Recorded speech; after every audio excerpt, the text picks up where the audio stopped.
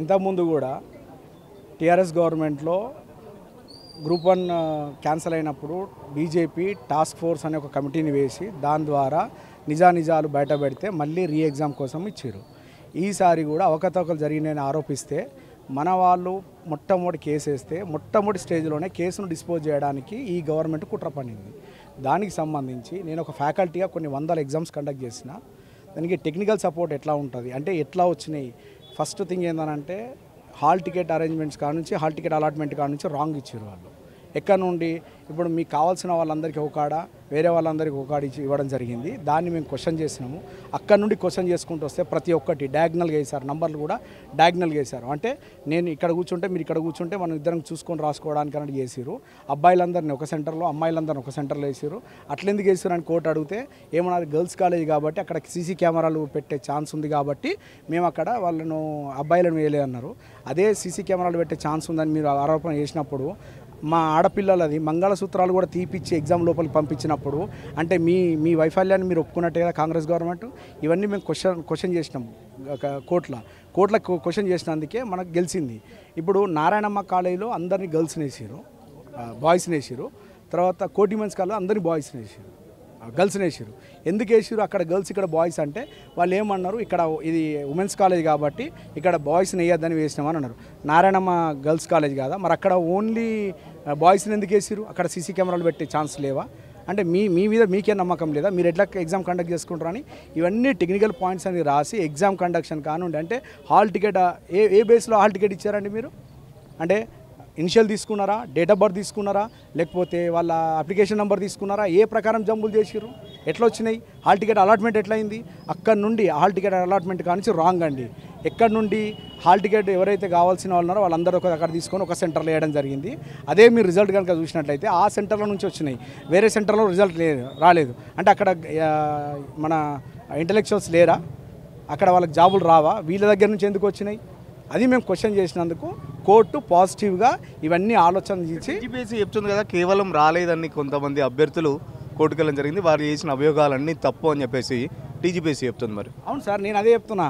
మీరు hall ticket ఇప్పుడు మీరు ఒక శ్వేతపత్రం ఇవ్వాలి గవర్నమెంట్. ఏంటంటే హాల్ టికెట్ ఏ బేస్లో జంబులు చేసినాం, ఒక పేరు ఉంటుంది. ఇప్పుడు ఈ అబ్బాయి పేరు జనార్దన్ జే ఉన్నది, నాది శ్రీనివాస్ ఎస్ ఉన్నది. మేము ఇద్దరం ఒక్కడ ఎట్లా వచ్చినాము? నువ్వు ఏ బేస్లో చేసినావు అంటే మాకు ఇనిషియల్ తీసుకున్నారా, డేట్ ఆఫ్ బర్త్ తీసుకున్నారా, ఇంకోటి తీసుకున్నారా? ఏది లేదు. అంటే వాళ్ళకి కావాల్సిన వాళ్ళందరూ ఒక సెంటర్లో వేసారు. ఈ మధ్య సోషల్ మీడియాలో పెడుతుర్రు, మేము అది చేసినాం, మేము ఇది చేసినాం, మాకు 3 కోట్లు ఇచ్చిన వాళ్ళు లేరని. కానీ మేము వాళ్ళ గురించి మాట్లాడట్లేదు.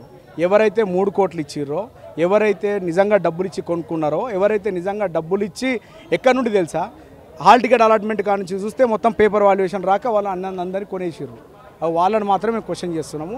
3 కోట్లకు సంబంధించి ఆల్రెడీ చాలా చర్చ జరుగుతుంది. 3 కోట్లు తీసుకున్నారనే ఆరోపణకు సంబంధించి మీ దగ్గర ఏమైనా పర్టికులర్గా సాక్ష్యాలు ఉన్నాయా? ఇదే సాక్ష్యం సార్.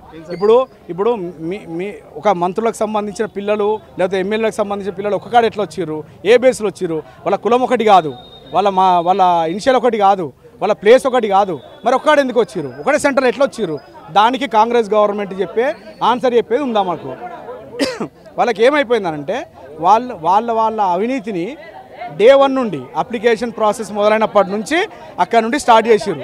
అక్కడ నుండి అవినీతి చేసుకుంటూ వచ్చి పేపర్ వాల్యుయేషన్ వరకు మీరు చూసినట్లయితే బ్రదర్, రిజల్ట్ వచ్చిన వాళ్ళని చూసినట్టయితే ఇగో ఇక్కడ కూర్చున్న వ్యక్తికి సేమ్ వచ్చినాయి. డయాగ్నల్గా కూర్చొని 500-600 మందికి యాజ్ ఇట్ ఈజ్ అన్నట్టు ఎట్లా వస్తాయి మరి? ఇప్పుడు అది పోనీ ఆబ్జెక్టివ్ కాదు, సబ్జెక్టివ్ ఎగ్జామ్. నేను రాసిన వాడు మీరు ఎట్లా రాసిరు? నాకు వచ్చిన ఆలోచన మీకు ఎట్లా వచ్చింది? మీరు ఎట్లా రాసిరు?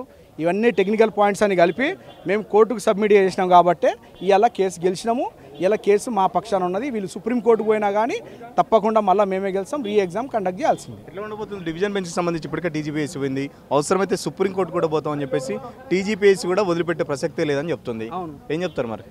మేము అదే చెప్తున్నాం కదా, న్యాయం జరగాలి. వాళ్ళకే ఎందుకు వచ్చినాయి? వీళ్ళు ఇక్కడ 24 గంటలు కూర్చొని ఇక్కడ చదివేటోళ్ళకి ఎందుకు రాలేదు? మరి ఇళ్లలో కూర్చున్న వాళ్ళకి ఎందుకు వచ్చినాయి? అది మా క్వశ్చన్. మేము అవన్నీ చూపిస్తాము, అన్ని ఆధారాలు మా దగ్గర ఉన్నాయి. ఆ 600 మందికి సేమ్ మార్క్స్ ఎట్లా వచ్చినాయి, ఎట్లా పేపర్లు ఎట్లా ఇచ్చిర్రు, సేమ్ ఆన్సర్ ఎట్లా రాస్తారు? సబ్జెక్టివ్లో ఒక పేపర్ వాల్యుయేషన్ చేసిన వ్యక్తికి చెప్తున్నా, సబ్జెక్టివ్ ఎగ్జామ్లో అందరికీ సేమ్ రావు. వీళ్ళకి ఎట్లా సేమ్ ఎట్లా వచ్చినాయి? మీరు ఒక మిస్టేక్ కూడా రాయరా? గ్రామటికల్ మిస్టేక్ ఉండదా? సెంటెన్స్ మిస్టేక్ ఉండదా, గ్రామటికల్ ఎర్రర్ ఉండదా, స్పెల్లింగ్ మిస్టేక్ ఉండదా, సేమ్ మార్క్స్ ఎట్లా వచ్చినాయి?